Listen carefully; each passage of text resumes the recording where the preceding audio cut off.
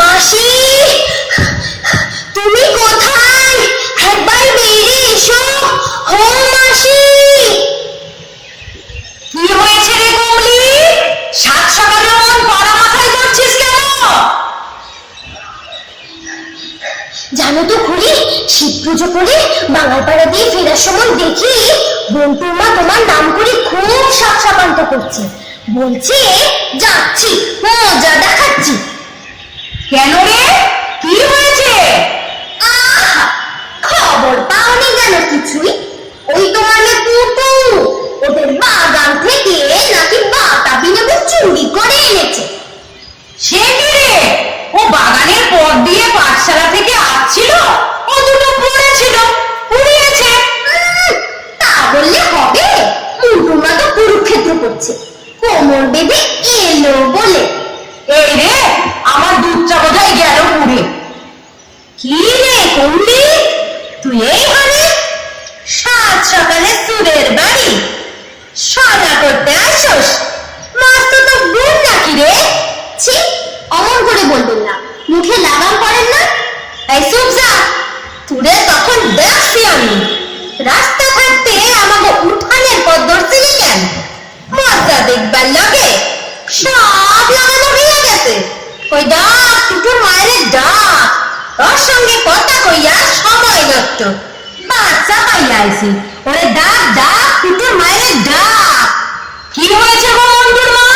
সাত সকালে এমন চেঁচামেচি?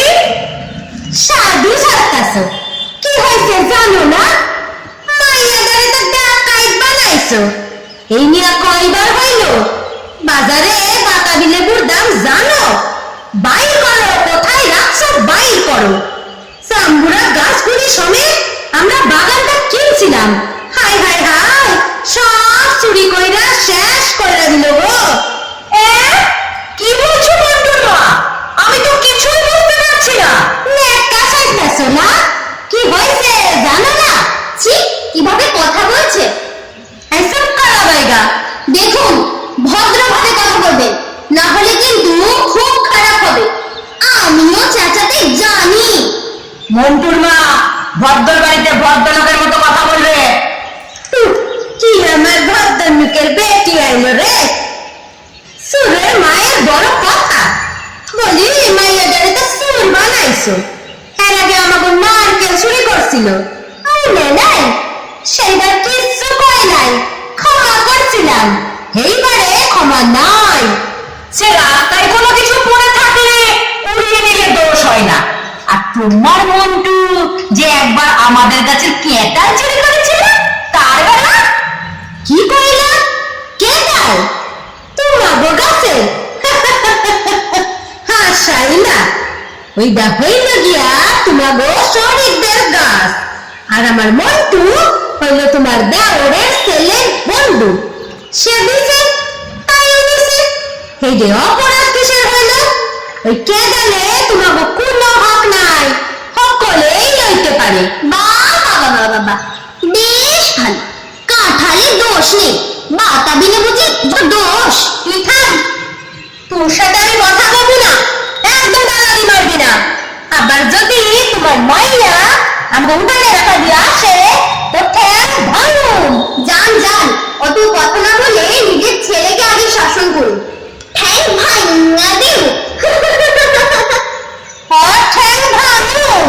আর কমলি, তোর তো বিয়ার কথা হইতাছে তাই না? তার বিয়া ভাঙুন। কইয়া গেলাম কইয়া গেলাম কইয়া গেলাম, সে না হয় ভাঙ, কিন্তু ওদিকে আপনার বাত যে পাক হয়ে গেল। অবশ্য মন্টু তো আছে, কত বড় কেটা যদি নামাতে পারে তো ভাতের হাড়িও নামাতে পারবে।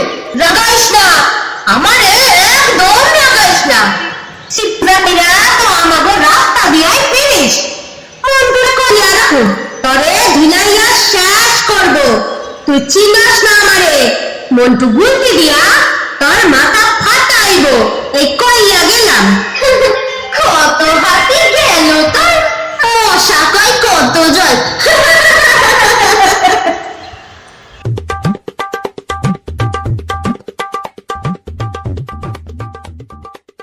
গ্রামের এই পাড়ায় ৬-৭ ঘর ব্রাহ্মণের বাস। সকলের অবস্থাই খারাপ, সকলেই বেশ গরিব। গরিব বলেই এরা বেশ উঁচুটে আর হিংসুটে, কারোর ভালো দেখতে পারে না। আর নিয়ম করে ঝগড়াঝাটি তো লেগেই আছে। কিশোরী মেয়েদের মুখে তেমন লালিত্য নেই। ছোট ছোট ছেলে মেয়েরা এমন অপরিষ্কার থাকে, এমন পাকা পাকা কথা বলে যে তাদের শিশু বলেই মনে হয় না। এই পাড়ায় এক ঘর গৃহস্থ আছে। তারা এখন এখানে থাকে না, কিন্তু তাদের কোঠা বাড়িটা চাবি দেওয়া পড়ে আছে। এদের একসময় মস্ত বড় সংসার ছিল। এখন সবাই মোড়ে হেজে গিয়ে সাকুল্যে 5টি পানিতে দাঁড়িয়েছে। বাড়ির বড় ছেলে শ্রীপতি পশ্চিমে চাকরি করে, মেজ ছেলে কলেজে পড়ে কলকাতায়, ইত্যাদি ইত্যাদি। পাড়ার মধ্যে এরাই শিক্ষিত ও সচ্ছল অবস্থার মানুষ। সেজন্য কেউ এদের ভালো চোখে দেখে না। মনে মনেই সকলে এদের হিংসে করে। বড় ছেলে শ্রীপতি যে বিয়ে করবে না বলেছে, সে খবরও গায়ের বউ ঝিরা রাখে। সে সংবাদে পাড়ার বউ ঝিরা খুব সন্তুষ্ট। সবাই যখন ছোট ও গরিব, তখন এক ঘর লোক কেন অত বার বাড়বে। মজুমদার বাড়িতে ভাঙা রোয়াকে বসে দুপুরে মেয়েদের এই নিয়ে মেয়ে গজালি হয়। ওই দেখুন বেশ জমে উঠেছে। মনে হচ্ছে ওই বিধবা চক্রবর্তী গিন্নি, মাঝ বয়সী রায় গিন্নি, আর শান্তির বয়স কম, কমলারও তাই। দুজনের বিয়ে হয়নি এখন অবশ্য। তাও দেখুন ওরা কেমন মেয়ে গজালের মধ্যে ঢুকে পড়েছে।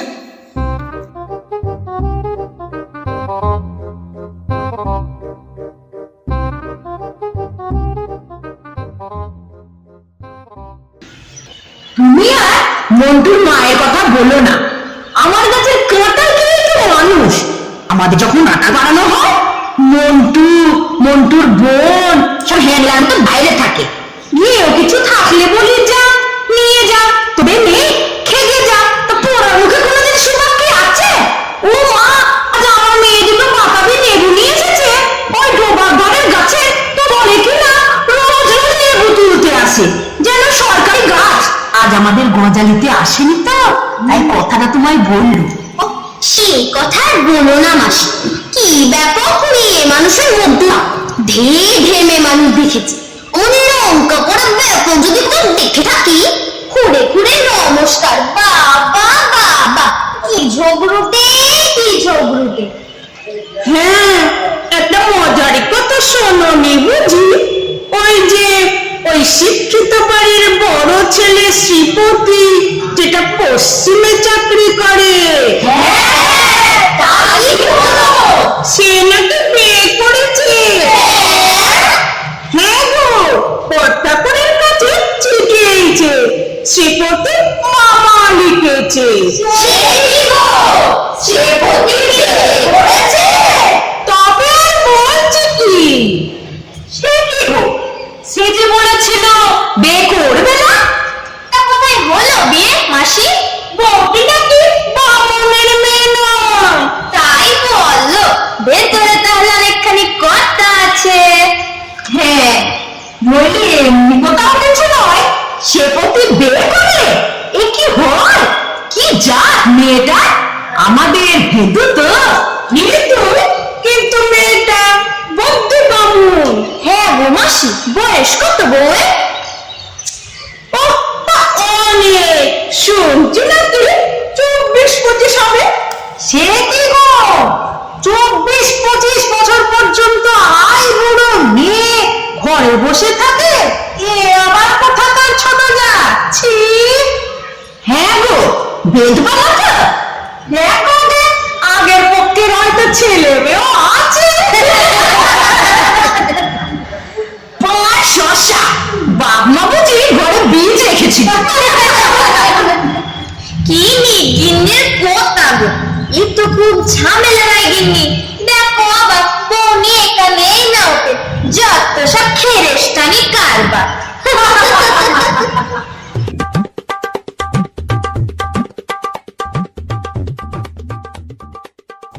মেয়ে গজালির কিছুদিনের খোরাক হলো। শ্রীপতির মেজু ভাই গায়ে এসে বাড়ির চাবি খুলে লোক লাগিয়ে ঘরদোর পরিষ্কার করতে লাগলো। দাদা বৌদিদিকে নিয়ে এখানেই উঠবে, আর কিছুদিন থাকবেও। বৌদিদি তো পাড়াগাঁ কখনো দেখেনি। দাদাও পশ্চিম থেকে কলকাতায় বদলি নেওয়ার চেষ্টা করছে, এই যাতে করে সপ্তাহে ছুটির দিনটিতে এই বাড়িতে আসতে পারে। একদিন একখানা নৌকো এসে গ্রামের ঘাটে লাগলো। নৌকো থেকে নামলো শ্রীপতি, তার নববিবাহিতা বধূ, একটি ছোকরা চাকর, দুটি ট্রাঙ্ক, একটি বড় বিছানার মোট, আরে ছুরি বোঝাই টুকিটাকি জিনিস।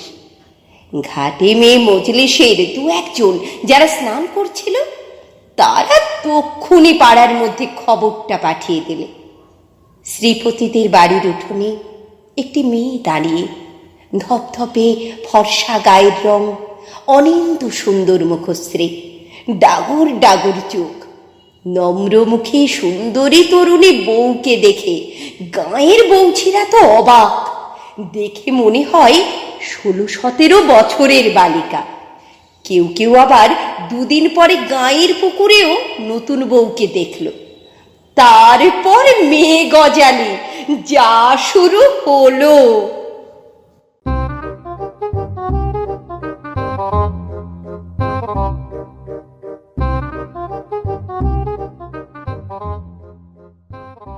যাই বলো, দেখতে বেশ ভালোই।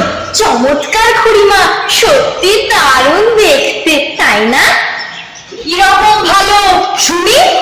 না, বউ যা ভেবেছিলাম তা নয়, সত্যি বউটা দেখতে ভালো। আর কেনই বা হবে না বলো? শহরের মেয়ে দিন রাত সাবান ঘষছে, পাউডার মাখছে, তোমার আমার মতো দুবেলা রাঁধতে হতো, বাসন মাজতে হতো, তো দেখতাম চেহারা কত জৌলুস থাকে। থাক মাসি, ও কথা আর বলো না। তুমি এত প্রচুর ঘষা মাজা করেছিলে বিয়ের পর পর, কিছু হয়েছে? এই থাম, খালি পাকা পাকা কথা। দেখো আমারও তো বাবু তোমাদের কথা শুনে ধরন কেমন ঠেকছে। ও অত সাজগোজ ভালো নয় বাপু, অত সাজগোজ ভালো নয়, বুঝলে? ওসব ভালো ঘরের মেয়ে নয়, দেখেই বোঝা যায়। আর বাসন মাজতে হলে ও হাত আর বেশি দিন তো সাদাও থাকবে না, নরমও থাকবে না। হ্যাঁ, খেলা তো বোঝেনি পাড়া গায়ে। গলায় নেকলেস ঝুলুকে ও আমরাও জানতুম, এখন না হয় মরমরে আমার দিন গেছে। তা যাকে বুঝলে কেমন রায়দিন মেয়ে, বেশি তো ঠেকাইও বাপু, গায়ের মাটিতে যেন গড়ে পা পড়ছে না, এমনই ভাব। বামুনের ঘরে বিয়ে হয়ে ভাবছে একেবারে। তা তো হবেই, বৌদ্ধ বামুনের মেয়ে বামুনের ঘরে এসে ওর 7 পুরুষের গাড়ি রূপ দেখানোর জন্য সেদিন দেখি আমার পুকুরে লাইনে নেমেছে। কত রঙ্গ দেখবো বাপু, কত রঙ্গ দেখবো। তোমরা কেন ভালো দেখতে পারো না বাপু? কেন সব বলবে একজন ভদ্রলোকের মেয়ের সম্বন্ধে? কাল বিকেলে আমি আর কমলে গিয়ে কতক্ষণ ছিলাম নতুন বউয়ের কাছে, কোনো ঠেকার নেই, অহংকার নেই, খুব ভালো মেয়ে, আমাদের উঠতে দেয় না কিছুতেই। কত গল্প করলে, খাবার খেতে দিলে, চা করলে, আর সেরকম তো সাজগোজ করতে দেখলি নে বাপু, সাদা সিধে শাড়ি সেমিজ পরেই তো ছিল, তবে খুব ফর্সা কাপড় চোপড়, বেশ গোছগাছ আছে। আর ঘরগুলো কি চমৎকার সাজিয়েছে, আয়না, পিকচার, দোপাটি ফুলের তোড়া বেঁধে ফুলদানি সাজিয়েছে, ভারী ফিটফাট। আবার চাই মাটি মাছতে ডোবাতেও তো নামলো, বল শান্তি? হ্যাঁ, ওরে রাখ রাখ, ওই পচাইদো জঙ্গলে ডোবায় দুদিন নামতে দে। আমারও কি অনামন ছিল না? বউ হয়ে আসার পর তোর মেশর সে কি আদিক কেতা, এখানে নিয়ে যায়, ওখানে নিয়ে যায়, কাজ ছাড়া হতে দেয় না। আর এখন দিন রাত গাছতলায় তাস পেটাচ্ছে, বাড়ি আসার নাম কেউ নেই, সব ওই ডোবা আর ওই পুকুরের জন্য। নে রং গেল, বাসন মেজে শরীর গেল, দুদিন যেতে দে, দেখবি ওরও আমার মতোই হবে। কি বলো তুমি মাসি? বউ তো না, যেন কীর্তিনি। ওই রূপ নিয়ে কেউ ডোবায় বাসন মাজতে নামে? ও হাতে ছাই দিয়ে বাসন মাজা অভ্যেস আছে, হাত দেখে বুঝেছি। যাক, তা হেরে কমলি, তুই আর শান্তি দেখছি একবেলা নতুন বউয়ের সঙ্গে কাটিয়ে একেবারে একেবারে ন্যাওটা হয়ে গেছিস? কেন হব না বলো? যাওয়ার সাথে সাথেই লুচি হালুয়া নিজের হাতে বানালো, কি সুন্দর কাপ ডিশও দিয়েছে। চা তো করলে অনেক পরে। উফ, চাটা কি ভালো হয়েছিল বল কমলি। এমন চা কখনো খেয়েছিস? এই তোরা বাড়ি যাবি না? সন্ধে হয়ে এলো, গজালিতে ঢুকলে চা বাড়ি যেতে ইচ্ছে করে না। দেখ, শ্রীপতিদের বাড়ির তুলসী তলায় 7 তাড়াতাড়ি কে যেন আবার পিদিমও দিয়েছে। তাই তো, কদিন আগেও দেখেছি ভূতের বাড়ি। তবেই বলো, কাল তো আমরা সন্ধ্যেবেলায় গিয়েছিলাম। আর আরেকটা কথা তো বললেই নি। বলে গেল ওটুকু আর বাদ থাকি কেন? ওরে বলা কমলি তুই বল। বলি ওই ঘরে কাপড় মোড়া একটা কি ঝুলছিল, তাই দেখে শান্তি বলল, বৌদি এটা কি? তো বৌদি বলল, ওটা এসরাজ। কে কি মনে করবে বলে ওটা নামাই নেই কবু। অমনি শান্তি চেপে ধরলে, ব্যাস এসরাজ শুনলাম।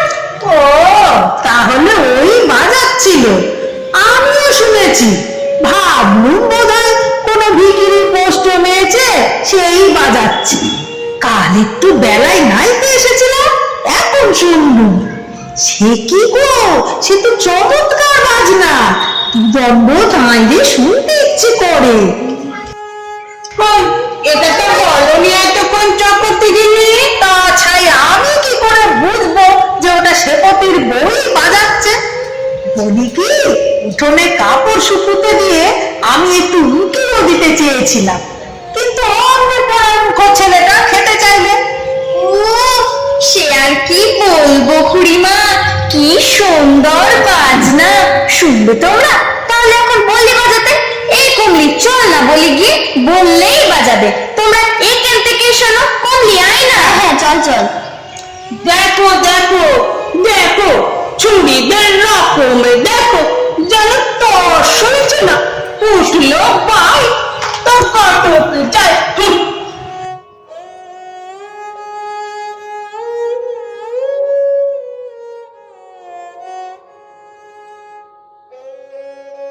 সেদিন থেকে গ্রামের সকলে শ্রীপতির বউকে অন্য চোখে দেখতে লাগলো। শ্রীপতির বউ যে এসরাজ বাজানোর সঙ্গে সঙ্গে ভালো গানও গায়, তাও কমলা আর শান্তির মাধ্যমে সকলে জানল। ক্রমশই গাঁয়ের বউদের এই বইয়ের সম্পর্কে একটা উচ্চ ধারণা তৈরি হলো। পাড়াগাঁয়ের সকলেই বেশ হুঁশিয়ার। কাউকে কিছু ধার দিয়ে সে যদি 1 খুঁজি চাল বা 2 পলা তেলও হয়, তার জন্য 10 বার টাকাটা দিতে এদের বাধা না। কিন্তু দেখা গেল শ্রীপতির বউ মুক্ত হস্ত, দিতে জানে, হাদাই করতে জানে না। হাসি মুখ ছাড়া তার মুখে রাগ বিরক্তি কিচ্ছু নেই, আপন পর জ্ঞান নেই। পাশের বাড়ির চক্রবর্তী কিনি বিধবা, একাদশীর দিন দুপুরে তার বাতের ব্যথায় তেল নিয়ে পা মালিশ করতেও হাজির হয়ে যায় শ্রীপতির বউ। ইতিমধ্যে কমলার বিয়ে হয়ে গেল। শ্বশুরবাড়ি যাওয়ার সময় সেও পর্যন্ত শ্রীপতির বউয়ের সামনে কেঁদে ভাসিয়েছে। কী করে যে তাকে ছেড়ে থাকবে কমলা। শান্তির অবশ্য এখনও বিয়ে হয়নি, সে শ্রীপতির বউয়ের কাছেই গান শেখে। পুজো এসে গেছে, পাশের গায়ে বাণিজ্য বাড়িতে পুজো হয়। এবার শোনা যাচ্ছে মহানবমীর দিন কাঁচরাপাড়ার দল আসবে যাত্রা করতে ওখানে। ইতিমধ্যে শ্রীপতি সপ্তাহান্তে অফিস ফেরত বইয়ের ভাই বোনদের নিয়ে হাজির। বাজলো তোমার আলোর বেনু, মাতলো যে ভুবন, বাজলো তোমার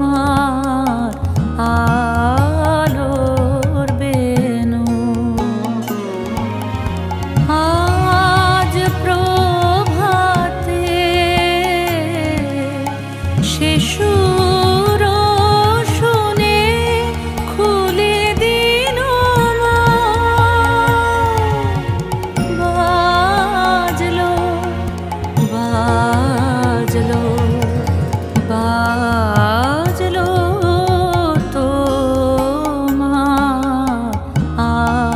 আলোর বেনু।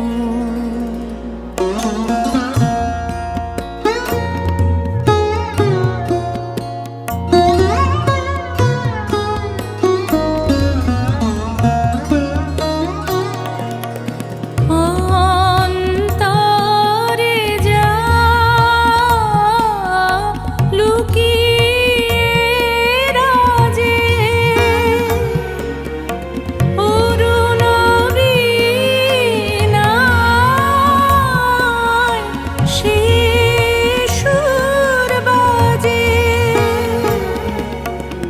এই আনন্দ যোগে সবার মধুর আমন্ত্রণ মাতলো যে ভুবন বাজলো তোমার আলোর বেনু।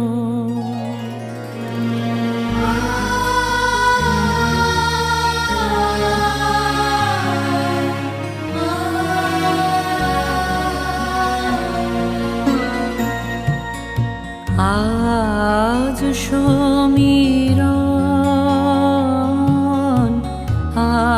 আলোয় পাগল নবীন সুরের লীলায় আজ শরতে আকাশ বীণা গানের মালা বিলায় তোমায় হারা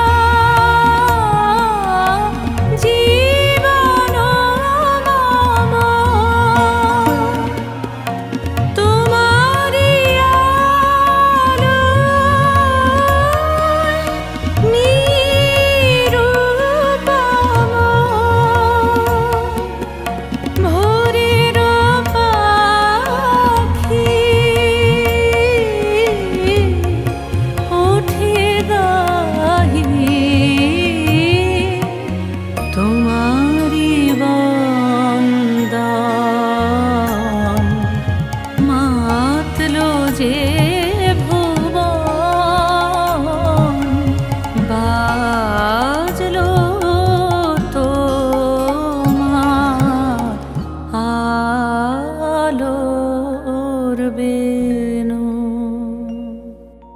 সত্যি বৌদিদি, কি অপূর্ব তোমার নৃত্য, আর কি সুন্দর গানের গলা, তাই না খুড়িমা? আজ আর বাড়ি যেতে ইচ্ছে করছে না, মনে হচ্ছে সারাদিন ধরে খালি গান শুনি আর তোমার নৃত্যই দেখি বৌমা।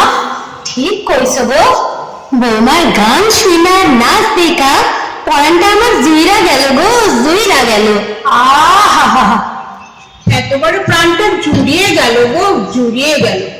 আচ্ছা কাকি, পাশের গ্রামে পুজোর যাত্রা হবে বলে সবাই নেচে ওঠে, কিন্তু আমাদের পাড়ার মেয়েরা তো আর দেখতে পাবে না, তারা কি আর অপর গায়ে যাবে যাত্রা শুনতে? এদের জন্য যদি আমাদের পাড়াতে আমরা সকলে মিলে থিয়েটার করি। কি বলো গো, থিয়েটার এই গায়ে? তা আবার হয় নাকি? সে কি করে করবে গো বৌমা? সেসব আপনাদের ভাবতে হবে না, কালও অফিস থেকে ফেরার সময় আমার সব ভাই বোনেদের কলকাতা থেকে নিয়ে এসেছে, ওরা কদিন থাকবে। কখনো তো সেভাবে গ্রাম দেখেনি, ওরা ভালো গাইতে পারে, নাচতেও পারে। হ্যাঁ গো মাসি, কি সুন্দর ওদের গলা, আর কি সুন্দর দেখতে। এই চুপ ঠাকুরজি চুপ, ওরা একটু ওদের জামাইবাবুর সঙ্গে গ্রাম দেখতে বেরিয়েছে। তুমি বরং সকলের চা হলো কিনা গিয়ে একটু দেখে এসো তো। ও হরি, তাই আজ ঘাটে মন্টুর মা বলছিল কারা সব নাইতে নেমেছিল, সব এক একটা যেন সোনার পিপ্তিমে। ওরা সব তাহলে তোমার ভাই বোনেরা? ওরা পেলে করলে তো ভালোই হবে। তার হবে না, বৌদিদিও তো অল বেঙ্গল মিউজিক কম্পিটিশনে। এই চুপ চুপ, আমার কথা নয়, সত্যি গো ঠাকুরজি, একটু গান নেই, বাজনা নেই, বই পড়া নেই, মানুষ যে কেমন করে থাকে এমন করে। তা বৌমা, আমি বলি কি, পাশের গায়ে যদি নবমীর দিন যাত্রা হয় তো এখানে অষ্টমীর দিন থিয়েটার হোক, আমরা শুধু মেয়েরাই দেখবো, শুধু মেয়েরা আর ছোট ছোট ছেলেরা পেলে করুক। বৌমার ভাই বোনেরা যখন এসে গেছে, খুব ভালো হবে, খুব ভালো হবে। এবার পাশের গা বুঝবে, আমাদের গ্রামেও শিল্পী আছে। নিন নিন, চা এসে গেছে, সকলে চা নিন, আর এই নিমকি বিস্কুট।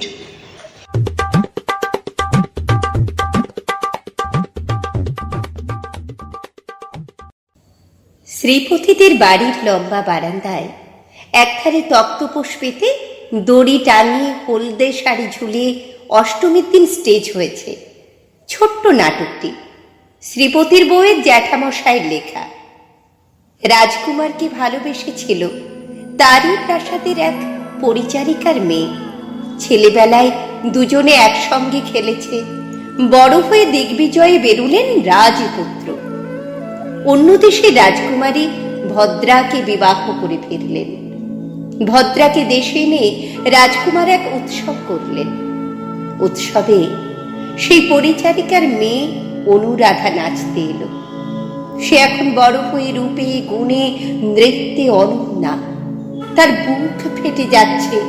নৃত্যের মধ্য দিয়ে সে ব্যর্থ প্রেমের বেদনা নিবেদন করল রাজকুমারের উদ্দেশ্যে।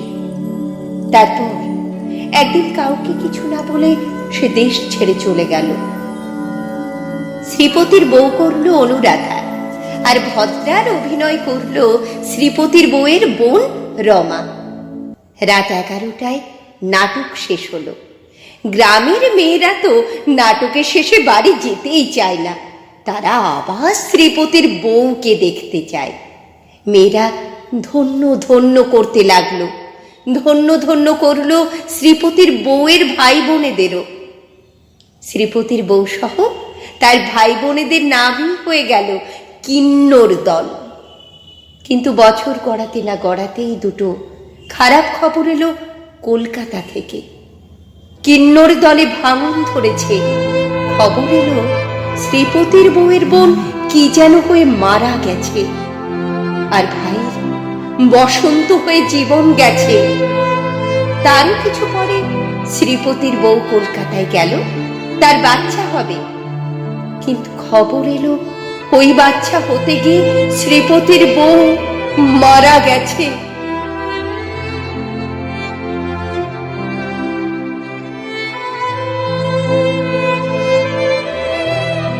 হায় হায় হায় হায় হায়, কি শুনলাম গো! আমার জীবনে এত আলোক ছিল কি আর সহায়! মুখের জীবনে এই সুখ আর আইব না গো, আর আইব না। দিনের জন্য এসে মা আমার ঘুমায় দেখে গেল। আমার পেটের মেয়েও কখনো পড়েনি গো। আমার পোড়া কপাল সে কখনো কপালে থেকে সে কি আর মানুষ গো! দেবী অংশে ওসব মেয়ে জন্মায়। নিজের মুখে হেসে হেসে বলতো আমরা কিন্নরের দল করিব। সাব্যস্ত কিন্নরই তো ছিল, যেমন রূপ তেমনি স্বভাব তেমনি গান। ও কি ভালো সত্যি দুঃখ করে কি আর করবে বলো? আমাদের জীবনে কি আর ভালো কিছু ঘটে না ঘটেছে?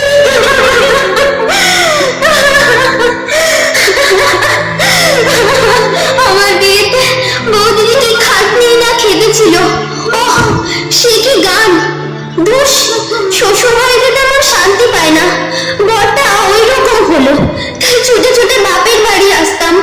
ভাবতাম বাপের বাড়ি এসে বৌদিদের সঙ্গে থেকে একটু জ্বালা ধরব, কিন্তু সব মিথ্যে হয়ে গেল গো, সব মিথ্যে। আমার সব ভুলে গেল, সব গেল। কাঁদিস রে মা,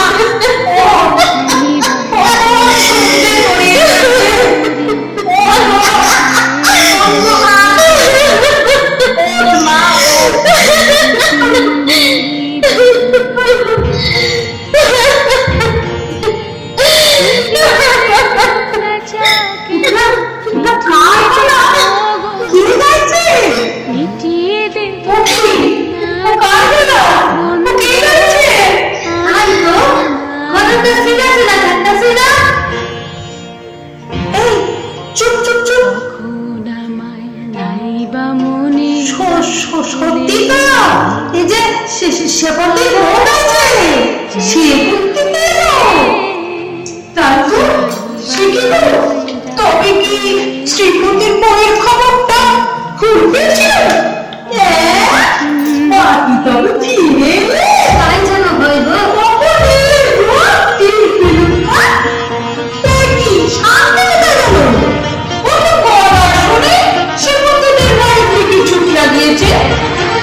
জয় মা, জয় মা, সামনে যেন ঠিক খবরটাই আনে গো। সত্যি গো, কি সব উল্টো পাল্টা ঘটনা হয়েছিল। ঠিক খবর যেন আসে গো, ঠিক খবর যেন আসে। ঠিক খবর আর কি, কিন্তু সে মনের বউয়েরই বলা। ওই তো সামনে আর কমে আসছে। আয়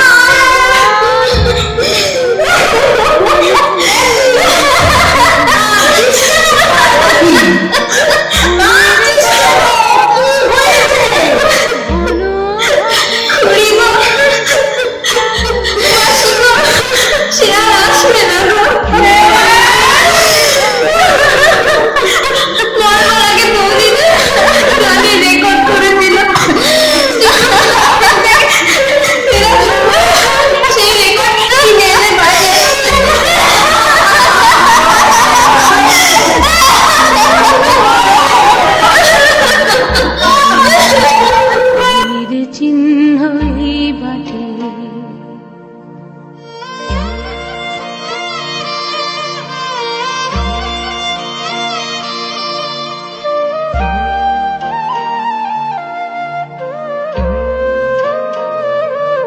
তখন এমনি করে বাজবে বাঁশি এই নাটে কাটবে দিন কাটবে কাটবে গো দিন আজও যেমন দিন কাটে আহা এমনি করে বাজবে বাঁশি এই নাটে ঘাটে ঘাটে খেয়ার তরি এমনি এমনি সেদিন উঠবে ভোরে চড়বে গরু খেলবে রাখাল ওই মাঠে তখন আমায় নাইবা মনে রাখলে তারার পানে চেয়ে চেয়ে নাইবা আমায় ডাকলে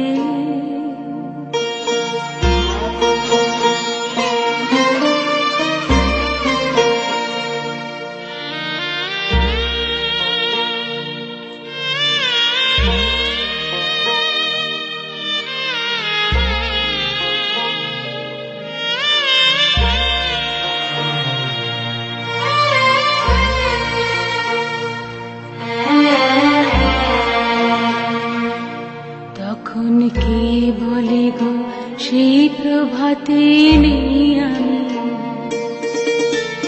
সকল খেলায় করবে খেলায় আমি আহা কে বলে গো সেই প্রভাতে নেই আমি নতুন নামে ডাকবে মোরে বাঁধবে নতুন আহু ডোরে আসবো যাব চিরদিনের সেই আমি তখন আমায় নাইবা মনে রাখলে তারার পানে চেয়ে চেয়ে নাইবা আমায় ডাকলে যখন পড়বি না মোর পায়ের চিহ্ন এই বাটে